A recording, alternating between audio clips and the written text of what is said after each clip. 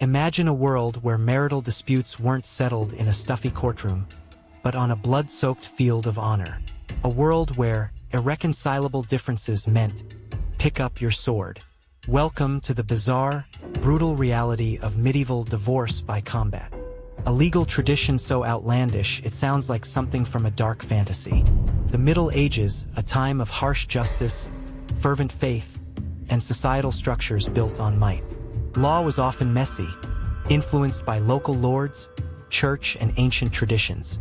When clear evidence was scarce, disputes turned to divine intervention, trials by ordeal. And few ordeals were as dramatic or as chillingly final as trial by combat. But this wasn't just for crimes. In some medieval communities, particularly in the Holy Roman Empire, a process known as marital combat or divorce by combat existed.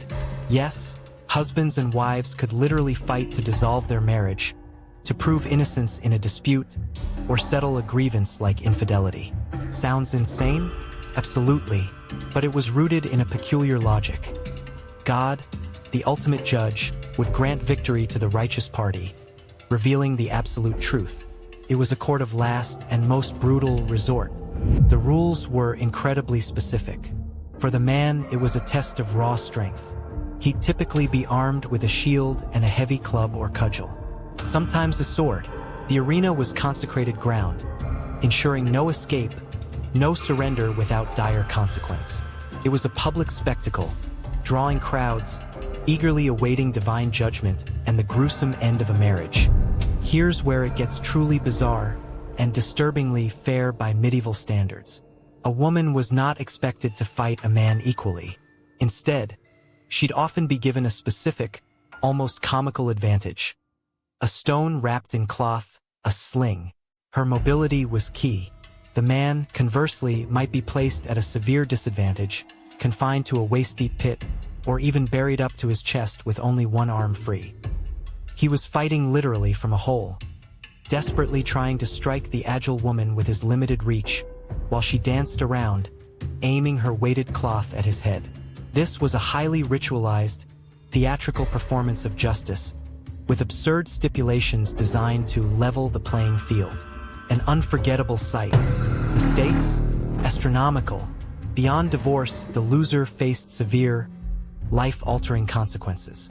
Public humiliation was a given, but it could escalate to loss of property, banishment, or even execution, especially for grave accusations like infidelity. If a man lost, he was stripped of honor. If a woman lost, implications were even more dire, sometimes leading to accusations of witchcraft or a brutal end. This was a gamble with everything on the line, where the price of losing was often higher than the original grievance. As centuries progressed, legal systems evolved, relying on documented evidence and reasoned argument, not divine fisticuffs. Divorce by combat slowly faded, seen as crude, an anachronism. Yet, its shocking existence offers a profound, disturbing glimpse into a world where personal honor, divine judgment, and marital discord were intertwined in ways we can barely comprehend. A world where settling your differences could quite literally mean fighting for your life, and where the bond of marriage was fought and bled for.